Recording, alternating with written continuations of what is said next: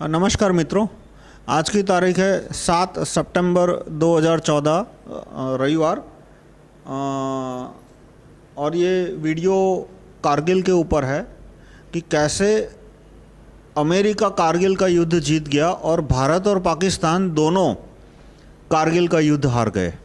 ये बहुत इम्पोर्टेंट है कि हम कारगिल का युद्ध हार गए, क्यों हार गए और कैसे ये पूरा समाचार भी दबा दिया गया कि वह अमेरिका युद्ध जीत गया है, भारत तो युद्ध हार गया है, और उससे क्या इम्पोर्टेंट नतीजे निकलते हैं और भविष्य में कैसे ये सिचुएशन रिपीट ना हो, ये सारी चीज़ें इस वीडियो में मैं बताऊंगा। अब आप YouTube पर राइट टू रिकॉल ग्रुप में जाके कारगिल और मिलिट्री, ये दो कीवर्ड पर आप सर्च करेंगे तो मेरे मिलिट्री और कारगिल इस दो मुद्दे पे 6 वीडियो मिलेंगे। मैं आपसे रिक्वेस्ट करूंगा कि वो 6 वीडियो भी आप देखिए। और ये मेरी बुक है rahulmehta.com/301.htm rahulmehta.com/301.htm right to recall party manifesto. इसके चैप्टर 20 में स्वदेशी के ऊपर है और मिलिट्री और वॉर, इसके ऊपर 4 चैप्टर है। अब पहले तो जो दावा किया जाता है कि भारत युद्ध जीत गया, यदि सचमुच भारत युद्ध जीत गया था तो आप गूगल कीजिए .5353, टाइगर हिल के पास एक पर्वत है, .5353 का मतलब कि उसकी ऊंचाई 5353 मीटर है। वहाँ इतने सारे पर्वत है कि सबका नाम देना मुमकिन नहीं है, इसलिए बहुत सारे पर्वतों का नाम उसकी ऊंचाई से ही रख दिया है। तो .5353 पे आज भी पाकिस्तान का बंकर है, वो गवर्नमेंट और ये इंडियन आर्मी के कंट्रोल में नहीं है, और वो अमेरिका ने जानबूझ के पाकिस्तान के अंडर में रहने दिया ताकि भारत सरकार को एक तरह की याद दिखाने के लिए कि देखो जितना तुमने कारगिल में आगे बढ़े वो भी हमारी मदद से आगे बढ़े हो, और अपनी बलबूते पे आगे बढ़े हो तो 5353 लेके दिखाओ। अब कारगिल युद्ध की शुरुआत कैसे हुई? शुरुआत अमेरिका ने कराई थी। पाकिस्तान में न इतनी हिम्मत है, न इतनी ताकत है, न इतनी फाइनेंशियल स्ट्रेंथ है, और न ही इतनी टेक्नोलॉजी है कि वो कारगिल पे का इस तरह का अटैक कर सके। अमेरिका ने क्यों करवाया? क्योंकि वाजपेयी ने जब पोखरण 2 किया, जो कि अच्छा काम था, एक ही अच्छा काम किया है पूरी जिंदगी वाजपेयी ने, वो है पोखरण 2, और उसके लिए हम सबको उनका शुक्रगुजार रहना चाहिए। पर उससे अमेरिका नाराज़ हो गया, रशिया भी नाराज़ हो गया। ऐसा नहीं है कि रशिया को अच्छा लगा था, तो अमेरिका नाराज़ हो गया। पोखरण 2 शुरू होने से पहले अमेरिका को पता लग गया था कि पोखरण 2 होने वाला है, क्योंकि ये सारी चीज़ें छिपाना बहुत मुश्किल है। इतने सारे साइंटिस्ट को एक जगह पहुंचाना होता है, इतने सारे इंजीनियर को एक जगह पहुंचाना होता है, न्यूक्लियर मटेरियल को खिसकाना होता है, और इन सारी चीज़ों पे सैटेलाइट की हमेशा वॉच होती है। तो उन्होंने वाजपेयी को काफ़ी धमकाया था कि पोखरण 2 मत करना, लेकिन वाजपेयी पर कुछ जो अच्छे पैट्रियोटिक लोग हैं आरएसएस के अंदर, बीजेपी के अंदर, उनका प्रेशर था, और इसलिए वाजपेयी को पोखरण 2 करना पड़ा और किया। तो अमेरिका ने तय किया कि भाई इसे वाजपेयी को सबक सिखाना है, इसलिए पॉलिटिकली वाजपेयी की सरकार गिराई। वो मैंने दूसरे वीडियो में एक्सप्लेन किया है, सुब्रमण्यम स्वामी के वीडियो पे, कि उन्होंने सुब्रमण्यम स्वामी को धंधे पे लगा दिया कि भाई वाजपेयी की सरकार गिरानी है, और सुब्रमण्यम स्वामी ने पूरी ताकत लगा दी अपनी, मतलब फंडिंग तो सारा अमेरिका से था पर मैनेज करना पड़ता है, जैसे कि हाईकोर्ट के धक्के खाना, प्रेस के धक्के खाना, प्रेस को पैसा पहुंचाना कि वो ये खबर छापे, वो खबर छापे, जजों के जो रिश्तेदार हैं उनको पैसा पहुंचाना, वो सारा ग्राउंड वर्क ये लोग करते थे। और जयललिता ने, उस समय जयललिता के पास 12-15 MP थे, उन्होंने वाजपेयी को सपोर्ट दिया था। तो जयललिता को धमकाया गया कि भाई वाजपेयी को सपोर्ट दिया वो वापस खींचो। जयललिता ने मना किया तो जयललिता को जेल के दरवाजे तक पहुंचा दिया, एक दिन जेल में भी रखा, एक दिन जेल में भी रहना पड़ा वाजपेयी को और जयललिता को। और सुब्रमण्यम स्वामी ने तानसी लैंड केस उसके सामने फाइल किया था कि भाई इस लैंड केस में जयललिता ने भ्रष्टाचार किया है, किया होगा, उसमें नहीं किया होगा वो तो भगवान जाने, पर उसको सरकार का सपोर्ट वापस खींचाना था, इसलिए ये कदम उठाया। उसके बाद वाजपेयी ने मायावती, सोनिया गांधी और जयललिता की मीटिंग रखी। ये स्टेटमेंट है सुब्रमण्यम स्वामी का कि ये 3 देवियाँ गंगा यमुना सरस्वती है, गंगा लक्ष्मी सरस्वती, मतलब उन्होंने सोनिया गांधी, मायावती और जयललिता को भारत की 3 देवियों के साथ तुलना की थी, और वो सोनिया गांधी को प्रधानमंत्री बनाना है इस मूवमेंट में लग गए। उसमें फिर नो कॉन्फिडेंस मोशन आई, वाजपेयी की सरकार 1 वोट से गिर गई। ये स्टेज 1। लेकिन फिर जब री इलेक्शन हुआ तो ऐसा लगा कि अब तो वाजपेयी की सरकार और अच्छी तरह आ जाएगी, इसलिए अमेरिका ने कारगिल का वॉर कैसे करवाया कि पाकिस्तान को पूरी टेक्नोलॉजिकल हेल्प दी। देखो, पाकिस्तान की और यूरोप के जो नाटो कंट्री है उसकी हेल्प के बिना पाकिस्तान कारगिल वॉर कर ही नहीं सकता था। कैसे कि उस एरिया में सैनिकों को पहुंचाना, इतनी सारी सामग्री पहुंचानी, वॉर की, मेडिसिन की, बंकर बनाने के लिए जो छोटी मोटी चीज़ें चाहिए जैसे सीमेंट है या कुछ भी है, उसके लिए जो हेलीकॉप्टर चाहिए, हाई ऑल्टीट्यूड हेलीकॉप्टर की, इतनी ऑल्टीट्यूड पे हेलीकॉप्टर चल सके, और वो भी एक्सट्रीम विंटर में, क्योंकि कारगिल की तैयारियां कब शुरू हो गई? जब विंटर शुरू हो गई थी, उसके बाद वहाँ पे बंकर बनाने शुरू किए थे।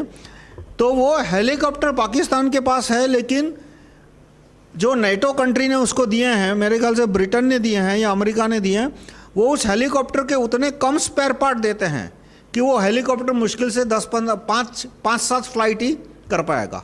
ये कंट्रोल करने का एक तरीका होता है। जैसे फ्रांस है, वो यदि भारत को प्लेन देगा तो प्लेन के साथ वो उतने ही स्पेयर पार्ट देगा कि वो प्लेन 10 बार 15 बार उड़ सके, यानी 15 बार उड़ने के बाद यदि दोबारा प्लेन उड़ाना है तो हमें फ्रांस की सरकार के पांव छूने पड़ेंगे। तो इसमें अंदाज लगाया जाता है कि जितने सैनिकों को वहाँ पहुँचाया गया था, जितना माल सामान पहुँचाया गया था, उसमें ये हेलीकॉप्टर है उसने दर्जनों नहीं, सैकड़ों, मतलब करीब शायद 1000-2000 ट्रिप लगाए होंगे सारे हेलीकॉप्टर मिला के। तो इसका मतलब कि अमेरिका ने उसको पूरी मदद की थी। फिर उस हाई ऑल्टीट्यूड पे जिस तरह के कपड़े यूज़ होते हैं, जिस तरह के जूते यूज़ होते हैं, वो सारी चीज़ें पाकिस्तान में कुछ भी नहीं बनती, और ये सारी चीज़ें ओपन मार्केट में अवेलेबल ही नहीं है। अधिकतर इस तरह की चीज़ें हैं वो सिर्फ मिलिट्री ग्रेड के स्टोर रखते हैं, और उसमें गवर्नमेंट की हमेशा वॉच होती है। तो पाकिस्तान इतने बड़े पैमाने पे खरीदारी कर रहा था ये सारे सामानों की, वो भी अमेरिका के कोऑपरेशन के बिना पॉसिबल ही नहीं था। और सबसे ज़्यादा सैटेलाइट हेल्प जो मिली, सैटेलाइट इंफॉर्मेशन, वो भी अमेरिका के सैटेलाइट्स ने दी थी। साथ में जो दूसरी घटना हुई इंडिया में, वो भी समझनी चाहिए कि हमारे जो इसरो डिपार्टमेंट है उसका जो सैटेलाइट है वो हमेशा कारगिल एरिया पे वॉच रखता था।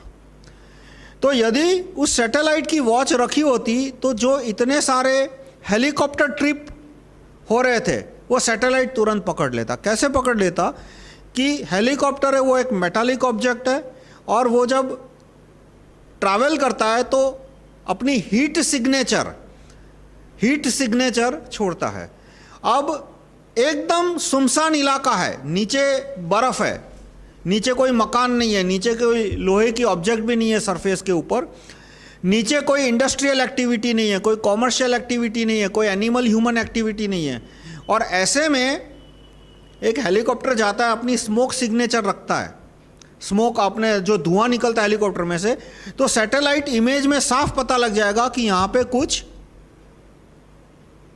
अनयूजुअल एक्टिविटी हो रही है। और वो भी बड़े पैमाने पे इतने सारे हेलीकॉप्टर आ रहे हैं, तो कुछ ना कुछ जो हेलीकॉप्टर जो धुएं के निशान है वो इसमें सैटेलाइट इमेज में पकड़े जाएंगे। मतलब कि मान लो कोई इंडस्ट्रियल इलाका है, दिल्ली है या बॉम्बे, उसके ऊपर कोई हेलीकॉप्टर उड़ता है तो सैटेलाइट में सीधा साफ नहीं दिखेगा, क्योंकि नीचे इतने सारे बिल्डिंग है, नीचे इतने सारी गाड़ियां हैं, इतनी सारी मेटालिक ऑब्जेक्ट है, इतना सारा पॉल्यूशन है कि उसमें हेलीकॉप्टर का धुआं कहीं खो जाएगा। लेकिन कारगिल जैसी जगह में जहाँ पे कोई इंडस्ट्रियल एक्टिविटी नहीं है, कोई ह्यूमन एक्टिविटी नहीं है, वहाँ पे सैटेलाइट है वो हेलीकॉप्टर को, और हेलीकॉप्टर ट्रैवल कर रहा है उसको आसानी से पकड़ लेगा। तो इसरो के सैटेलाइट ने पकड़ा क्यों नहीं? क्योंकि इसरो का सैटेलाइट सुपरविजन बंद करवा दिया था। किसने बंद करवाया? अब इसरो है वो वाजपेयी के अंडर में आता है, सीधा इसरो है वो सीधा प्राइम मिनिस्टर के अंडर में आता है। बीच में कभी कभी डेप्यूटी मिनिस्टर होते हैं पर और कोई मिनिस्टर का उसमें हस्तक्षेप नहीं होता। हमेशा जब से इसरो की शुरुआत हुई है तब से वो हमेशा पीएम के अंडर रहा है। तो वाजपेयी ने बंद कराया ऐसा मैं नहीं कहूँगा, पर वाजपेयी को कुछ अता पता नहीं रहता था। वो शराब पी के पड़े रहते थे, मछलियाँ खाना, बकरी का मीट खाना, बस, और शराब पी के पड़े रहना। उनको कोई अता पता नहीं रहता था कि उनके आसपास कौन क्या कर रहा है। और उनके अंडर में जो सेक्रेटरी होंगे ब्रजेश मिश्रा या जो भी रहे होंगे, उन्होंने शायद इसरो के चेयरमैन को डराया धमकाया होगा और कहा होगा कि भाई ये सरकार में इकोनॉमी की मतलब पैसे की कमी है, फिजूल खर्चे बंद करो, ये बंद करो, वो बंद करो। और उसके अंडर उसने ये सैटेलाइट सुपरविजन का जो प्रोजेक्ट था वो बंद करा दिया। तो पाकिस्तान के जो हेलीकॉप्टर घूम रहे थे और उसी समय सैटेलाइट सुपरविजन बंद हो गया। तो ये सैटेलाइट सुपरविजन बंद कराना, ये काम भी कोई छोटा मोटा आदमी नहीं कर सकता। और मतलब यदि किसी ने प्राइम मिनिस्टर के सेक्रेटरी को मैनेज किया है तो ये काम या तो ये CIA जैसे कोई लेवल की संस्था ही कर सकती है, कोई छोटे मोटे आदमी का काम नहीं है। मतलब पाकिस्तान की इतनी कैपेबिलिटी नहीं है कि वो PMO के सेक्रेटरी को मैनेज कर सके, ये काम सिर्फ CIA ही कर सकता है। और उसके बाद कारगिल का युद्ध शुरू हुआ। तो अब जो कारगिल का वॉर शुरू हुआ उसमें जो हमें बहुत नुकसान हो रहा था, मतलब कि दुश्मन का 1 सैनिक मरता था और हमारे 10 सैनिक मरते थे। और उसका बहुत आसान सा रीज़न है, एडवांटेज ऑफ हाइट कहते हैं। एडवांटेज ऑफ हाइट यानी कि दुश्मन है वो हाइट पर है एकदम, और उसने एक यहाँ पे दीवार जैसा बना दिया है। दीवार में उसने छोटे छोटे होल्स किए हैं और उसमें से वो शूट कर रहा है। और हमारा सैनिक है वो पर्वत के ऊपर चढ़ रहा है और उसके पास बनाने के लिए कोई दीवार नहीं है, क्योंकि उसको ऊपर चढ़ना है। उसने दीवार बना दी तो ऊपर कैसे चढ़ेगा? और ऐसा तो है नहीं कि वो दीवार को आगे आगे लेता जाएगा। तो वो जितना हो सके छिपने की कोशिश करेगा, लेकिन यहाँ से वो दिख ही जाएगा। और प्लस उस समय वेदर है वो थोड़ा क्लियर हो गया था, तो सैटेलाइट से भी काफ़ी जानकारी मिल सकती है कि कौन कहाँ पे छिपा हुआ है, और वो यहाँ से फायरिंग करेगा। अब यहाँ से तोप का गोला मुश्किल से ऊपर पहुँच पाएगा, जबकि यहाँ से बंदूक की गोली है वो भी काफ़ी स्पीड से, मतलब सीधी निशाने पे लगेगी। तो बोफोर्स के तोप के गोले वहाँ पे बराबर फायर हो रहे थे, जिसके वजह से बंकर को नुकसान पहुँच रहा था। लेकिन इसमें क्या था कि तोप के गोले इस तरह से फेंकेंगे तो 100 गोले फेंकेंगे, मुश्किल से 1 गोला है वो बंकर पे पहुंचेगा। उसमें भी दूसरी प्रॉब्लम क्या थी कि जो हमारे पास बोफोर्स के तोप के गोले थे उसकी सप्लाई 3 महीने के अंदर ख़त्म हो जाती। मतलब यदि युद्ध 3 महीने 4 महीने में ख़त्म नहीं होता तो हमारी बोफोर्स की तोप के गोलों की सप्लाई है वो ख़त्म हो जाती। अब इसमें अमेरिका कैसे डिसाइड करता कि भाई युद्ध कौन जीतने वाला है, कि यदि अमेरिका पाकिस्तान को मटेरियल सप्लाई चालू रखता है तो और हमारे मटेरियल सप्लाई रुकवा देता है, जैसे कि बोफोर्स की बंदूक के गोले, बोफोर्स की तोप के गोले का सप्लाई है, वो उसने स्वीडन को मना कर दिया कि तुम नहीं बेचोगे, साउथ अफ्रीका को भी मना कर दिया तुम नहीं बेचोगे, इजराइल ने बेचे, लेकिन वो भी बाद में जब अमेरिका ने अप्रूव किया कि हाँ, कि इजराइल को परमिशन की दी कि हाँ तुम गोले बेच सकते हो, तब इजराइल ने हमें गोले बेचे और उसकी वजह से हम कुछ युद्ध में टिक पाए फाइनली। और फिर दोनों को, पाकिस्तान को और भारत को, अमेरिका के टेबल पे आना पड़ा। और उसमें अमेरिका ने भारत को कहा कि भाई ये तुम्हारा न्यूक्लियर प्रोग्राम है वो तुम हमारे कंट्रोल में रखोगे। उसके बाद फिर CTBT साइन हुई, लेकिन वो काफ़ी लंबा प्रोसेस चला, इसलिए CTBT साइन होने में इतना देर लग गई। और जब सारे और भी कॉमर्शियल एग्रीमेंट भी थे, जैसे कि इंश्योरेंस कंपनी को बीजेपी नहीं आने दे रही थी उस समय, स्वदेशी लॉबी का बहुत दबाव था, तो सारी शर्तें कि भाई इंश्योरेंस कंपनी को आने दोगे, लिबरल और इंडियन इकोनॉमी को और लिबरलाइज करोगे, इंडियन ये पेटेंट का कानून, इंटेलेक्चुअल प्रॉपर्टी राइट्स वगैरह, वो कानून पास करोगे, जब सारी एग्रीमेंट वर्बली हुए, तब अमेरिका ने पाकिस्तान को कहा कि अब तुम सैनिक अपने खींचना वापस शुरू करो।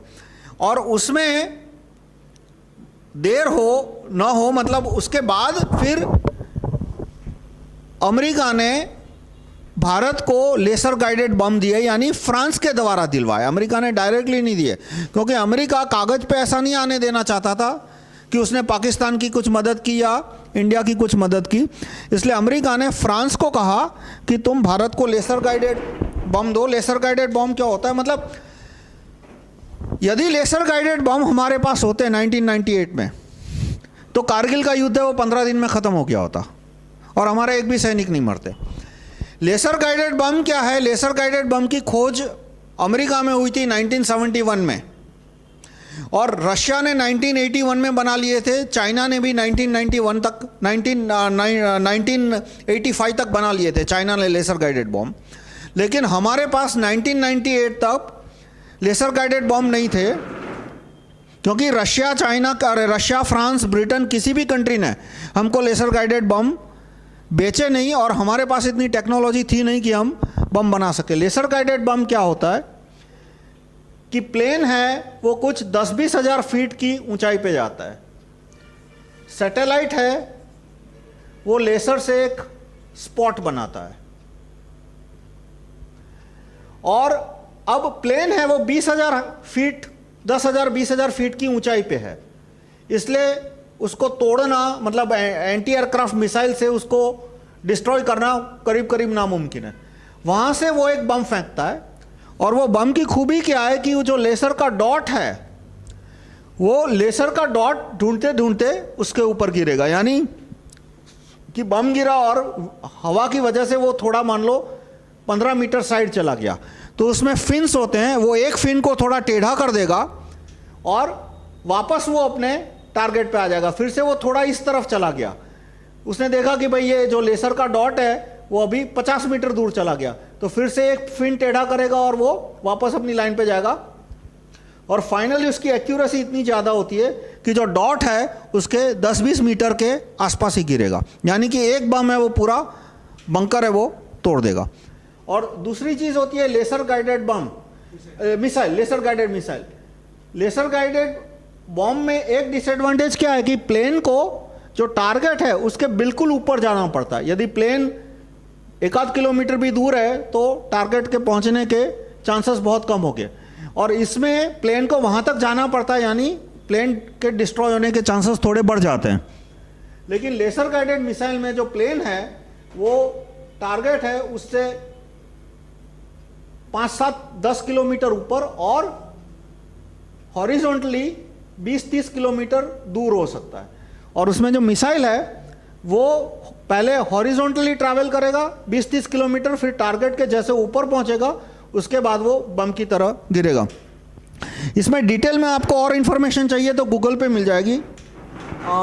Laser guided bomb, laser guided missile, ये भी देख लेना कि किस ईयर में अमेरिका ने बनाई, किस ईयर में रशिया ने बनाई, किस ईयर ने चाइना ने बनाई। और इंडिया में 2000 मतलब कारगिल के वॉर के समय फ्रांस ने हमें लेसर गाइडेड मिसाइल बेची। इसका मतलब क्या है कि रशिया ने भी हमारी कारगिल युद्ध में कोई मदद नहीं की। यदि रशिया ने हमें पहले ही दिन लेसर गाइडेड बॉम्ब बेचे होते तो 15 दिन में युद्ध खत्म हो जाता, हम पाकिस्तान को तोड़ के रख देते। और ऐसा नहीं है कि रशिया कोई बुरा कंट्री है या सारे country at the end of the day वो अपने हित के बारे में सोचेंगे। अमेरिकनों ने मतलब रशिया को कहा होगा, और रूस की बहुत सारी कमजोरियां भी है, और रूस के जैसे रशिया में चेचन का प्रॉब्लम है, यदि अमेरिका है वो चेचन को खूब सारे पैसे दे दे तो रशिया में भी बहुत सारे लोग मरेंगे। और दूसरे रशिया को भी अच्छा नहीं लगा था कि पोखरण 2 किया, किसी भी देश को अच्छा नहीं लगेगा। देखो वो हमारा दुश्मन देश नहीं है, पर इसका मतलब ये भी नहीं है कि वो हमें छोटे भाई की तरह जो मांगो वो मदद करेगा और यह हमारा हमेशा शुभचिंतक की तरह काम करेगा।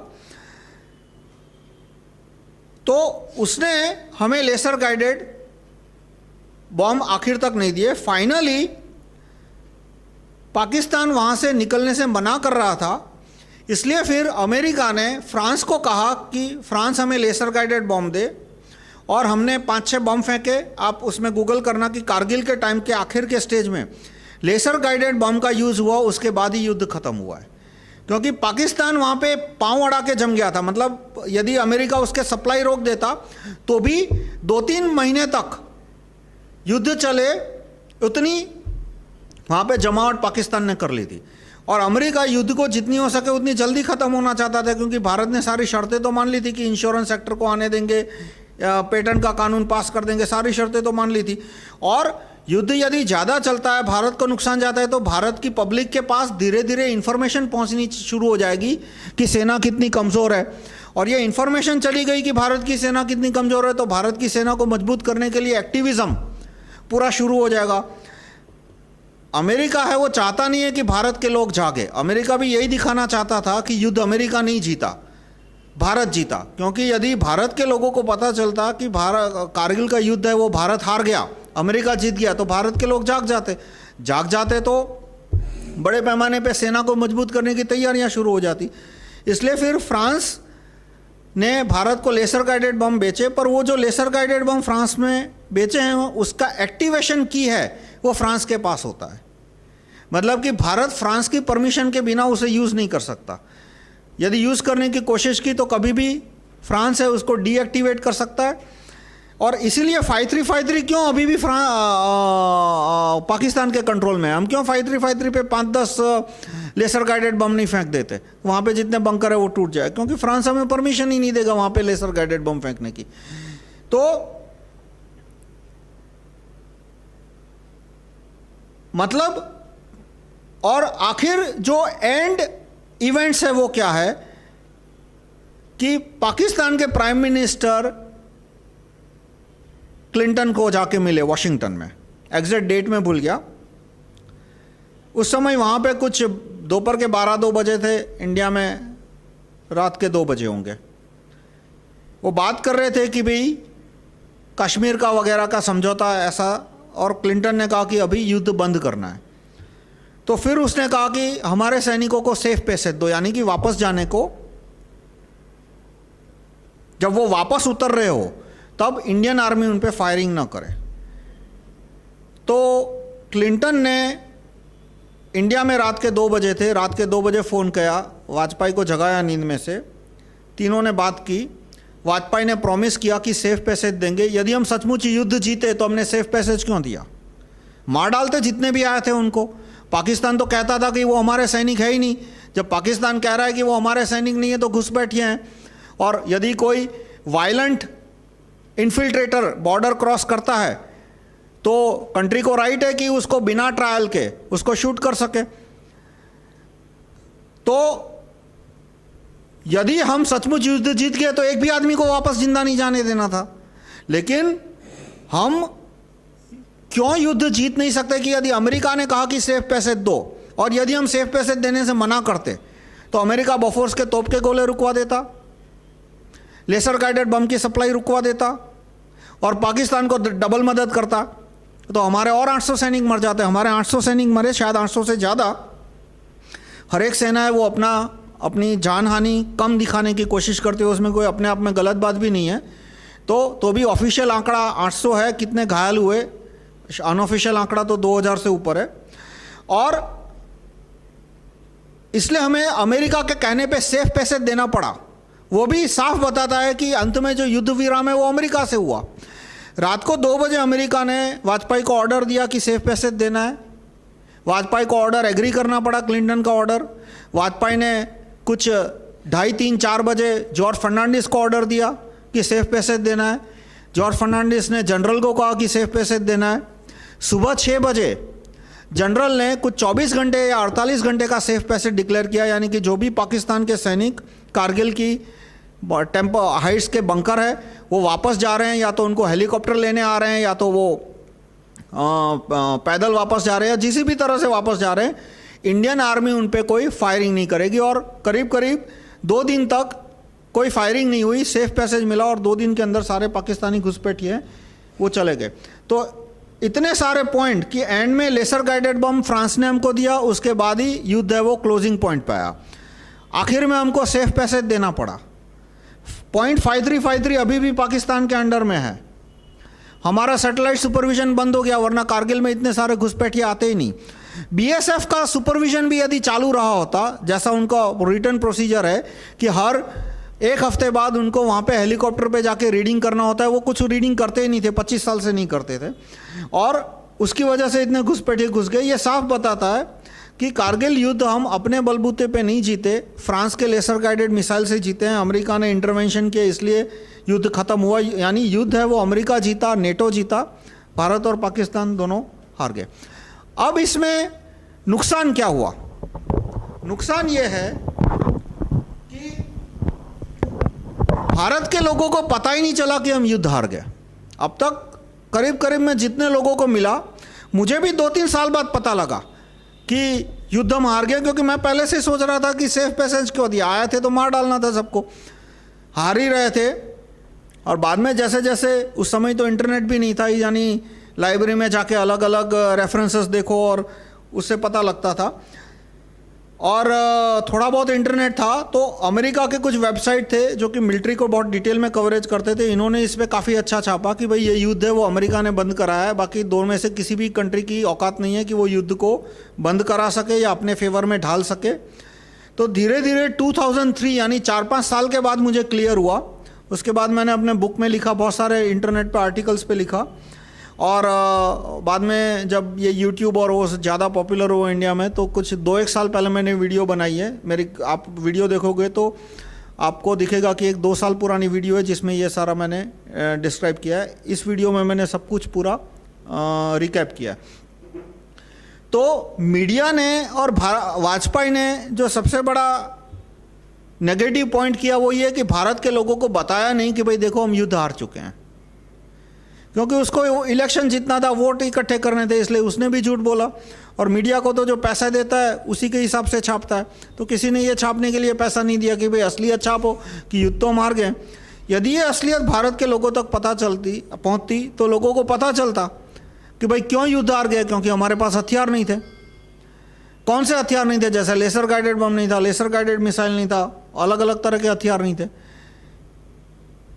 कि अक्सर आपने कारगिल के युद्ध के बारे में पढ़ते होंगे तो पढ़ा होगा कि हमारे फाइटर प्लेन, 4 फाइटर प्लेन हमारे डिस्ट्रॉय हो गए। क्यों डिस्ट्रॉय हो गए? क्योंकि वो सैनिक बंकर तक जा नहीं पाते थे, क्योंकि वो हाइट पे थे और आसानी से सैनिक को मार देते थे, इसलिए फ्लाइट से गए। अब प्लेन है, यदि वो हाइट पे उड़ता तो वहाँ से जो मिसाइल फेंकता था वो निशाने पे जाते नहीं थे। इसलिए कुछ पायलट ने डिसाइड किया कि हम लो फ्लाइंग करेंगे ताकि हम निशाने पे मिसाइल फेंक सके। यदि लेसर गाइडेड बम होता तो प्लेन को इतना नीचे उड़ने की ज़रूरत ही नहीं थी। वो नीचे उड़ने की कोशिश की उन्होंने, और उसमें उन्होंने एंटी एयरक्राफ्ट मिसाइल से वो प्लेन को उड़ा दिया। यानी ये फैक्ट कि हमारे 4 प्लेन उड़ गए कारगिल की लड़ाई में, वही अपने आप में साबित करता है कि प्लेन को नीचे उड़ना पड़ा, और नीचे उड़ना पड़ा क्योंकि लेसर गाइडेड मिसाइल हमारे पास नहीं थे, लेसर गाइडेड बम हमारे पास नहीं थे। अब ये सारी इंफॉर्मेशन लोगों के पास जाती तो लोग सोचने लगते कि भाई जो लेसर गाइडेड बम अमेरिका ने 1971 में बनाया, रशिया ने 1981 में बनाया, चाइना ने 1985 में बनाया, हम वो 1998 तक बना क्यों नहीं पाए? क्योंकि हमारे यहाँ टेक्नोलॉजी कमज़ोर है, फैक्ट्रियाँ ठीक से काम नहीं करती। फैक्ट्रियाँ क्यों काम नहीं करती? तो फिर पूरा रिसर्च शुरू होता कि भाई बाहर के देशों में ज्यूरी सिस्टम है, ज्यूरी सिस्टम नहीं है। तो चाइना में 2 लाख जज है, 2 लाख जज है तो जजमेंट फटाफट आते हैं, यहाँ पे जज की कमी है। तो लोग जुडिशरी इंप्रूव करनी शुरू करते, फैक्ट्रियाँ इंप्रूव करनी शुरू करते, और इससे हमारी सेना इंप्रूव होनी शुरू होती। लेकिन वाजपेयी ने, और सब ने, अकेले वाजपेयी नहीं, कांग्रेस है, आम आदमी पार्टी है, सब देश को अंधेरे में रखने की कोशिश करी। वो तो अब चाइना लद्दाख में इतना घुस गया, और पाकिस्तान की बॉर्डर पे हमारे सैनिक मर रहे हैं, और थोड़ा सोशल मीडिया आया, फेसबुक वगैरह, उससे हमें अब पता लग रहा है कि भाई हमारी सेना में कितनी कमजोरियां हैं। वरना अभी तक एक ब्लैकआउट ही रहता था कि भाई इंपॉर्टेंट प्रॉब्लम क्या है कि कांस्टेबल है वो 20 रुपया मांग रहा है, पटवारी है वो 50 रुपया मांग रहा है, सेना कमज़ोर है, बांग्लादेशी घुस गए हैं, वो उसको उस पर कुछ फोकस ही नहीं जाता था। तो सारी पार्टियां, फिर वो समाजवादी पार्टी हो, कम्युनिस्ट पार्टी हो, आम आदमी पार्टी हो, बीजेपी हो, कांग्रेस हो, सब ने इस बात को दबा दिया कि कारगिल का युद्ध हम हार गए हैं। हमारे जैसे थोड़े बहुत एक्टिविस्ट थे, हमने कोशिश की, यूट्यूब है, इंटरनेट है, अखबार के एडवर्टाइजमेंट है, जिसके द्वारा हमने लोगों को बताने की कोशिश की कि हम ये युद्ध हार चुके थे और उसका रीज़न है कि सेना कमज़ोर थी, और सेना कमज़ोर थी यानी हमारे यहाँ हथियारों का उत्पादन नहीं हो रहा। और उसका सॉल्यूशन क्या है कि हथियारों का उत्पादन बढ़ाना, कैसे बढ़ाना, तो उसके लिए jury system, wealth tax, DDMRCM है यानी MRCM, TCP, right to recall, ये सारे अलग अलग सजेशंस है। तो मैं समराइज़ करूँगा, कारगिल का युद्ध हम हार चुके थे, उसका सबूत है कि .5353 आज भी हमारे अंडर में नहीं है। हमें सेफ पैसेज देना पड़े, यानी जिन लोगों ने हमारे बॉर्डर में घुस के हमारे 800-2000 सैनिकों को मारा था, हज़ारों को घायल किया था, उसे हमें वापस जाने का मौका देना पड़ा। लेसर गाइडेड बम आखिर में मिला हमको, फ्रांस ने दिया, उसके उपयोग के बाद ही युद्ध का टर्निंग पॉइंट आया। और युद्ध का एंडिंग भी जो हुआ कि क्लिंटन ने रात को 2 बजे, यानी इंडिया के रात के 2 बजे, वहाँ पे दोपहर के 2-4 बजे होंगे, क्लिंटन ने वाजपेयी को फ़ोन किया। उस समय पाकिस्तान के प्रधानमंत्री नवाज शरीफ वाजपेयी मीटिंग में थे, उन्होंने कॉन्फ्रेंस कॉल पे वाजपेयी को रखा। क्लिंटन ने वाजपेयी को ऑर्डर दिया कि सेफ पैसेज दो, उसके बाद सेफ पैसेज दिया। और जैसे ही कारगिल युद्ध ख़त्म हुआ, इलेक्शन हुआ, इलेक्शन में बीजेपी की सरकार आई, पहला काम क्या किया, आप गूगल करना, पहला काम क्या किया, यशवंत सिन्हा ने इंश्योरेंस कंपनी को परमिशन दी, जितने पेटेंट के, उसके बाद पेटेंट के कानून पास किए, फिर CTBT पे हस्ताक्षर करने की पूरी प्रोसीजर की शुरुआत की, जो कि काफ़ी लंबी चली। ये NPT, सॉरी NPT CTBT नहीं, 123 डील, 123 डील पे साइन करने की पूरी प्रोसेस है, वो उसी समय शुरुआत हो गई थी। और वाजपेयी ने बहुत सारे झूठे स्टेटमेंट भी बाद में दिए कि हमारे पास मिनिमल क्रेडिबल डिटरेंस है, हमें और न्यूक्लियर एक्सप्लोजन करने की ज़रूरत नहीं है, सिमुलेशन से सारा काम हो जाएगा। इस तरह से हमने बेसिकली अमेरिका की सारी शर्तें मार दी। ये साबित करता है कि कारगिल का युद्ध हम हार चुके थे। और इसका उपाय क्या है कि हमें भारत में हथियारों का उत्पादन बढ़ाने के लिए कोशिश करनी चाहिए। हथियारों का उत्पादन बिना FDI के, ये FDI है वो मेड इन इंडिया है, पर जब मैं मेड इन इंडिया बोलता था तब मतलब अलग था। मेरा कहने का मतलब था made in India, made by Indians. ये कुछ बिल्कुल उसका विकृत स्वरूप आ गया मेड इन इंडिया का, made in India made by Americans, या made in India made by Japanese. भाई मेड इन इंडिया हथियार है, लेकिन यदि मेड बाय पाकिस्तानी है तो क्या काम आएगा युद्ध के दिन। यदि मेड इन इंडिया है लेकिन मेड बाय अमेरिकन है या मेड बाय जापानीज़ है तो वो कोई काम नहीं आने वाला। मतलब मेड इन इंडिया का इतना विकृत डेफिनेशन दे दिया है कि भाई इंडिया के अंदर बना है ना, भले ही वो जापानीज़ ने बनाया, वो अमेरिका ने, वो मेड इन इंडिया का विकृत स्वरूप है, वो असल में न स्वदेशी है और न भारत की सेना को कोई काम आने वाला है। वेपन मैन्युफैक्चरिंग विदाउट FDI वो उपाय है। वेपन मैन्युफैक्चरिंग FDI, वो तो जितनी इंपोर्ट में खामियां हैं उतनी ही खामियां रहेगी। शायद पैसा थोड़ा कम खर्च हो कि वो 2 करोड़ में पड़ता है तो ये 1.5 करोड़ में पड़ेगा, लेकिन जो हथियार काम ही नहीं करने वाला युद्ध के दिन, तो क्या फ़र्क पड़ता है वो 2 करोड़ का था या 1.5 करोड़ का था या 10 लाख का था या 10 करोड़ का था। इंडिया के अंदर बना है और हिंदुस्तानियों ने बनाया, मतलब बनाने वाले सारे हिंदुस्तानी है, तो वो हथियार युद्ध के टाइम पे काम करेगा। इसमें मेरा किल स्विच पे दूसरा वीडियो है, आप गूगल करना, किल स्विच पे आपको बहुत इन्फॉर्मेशन मिलेगी। तो ये इसका सॉल्यूशन है। और कैसे हम हथियारों का उत्पादन बढ़ा सकते हैं उसके लिए मैंने बहुत सारे कानून प्रपोज किए हैं। Jury system, right to recall, wealth tax, MRCM, ये सारे कानूनों से हम हथियारों का उत्पादन बढ़ा सकते हैं। धन्यवाद।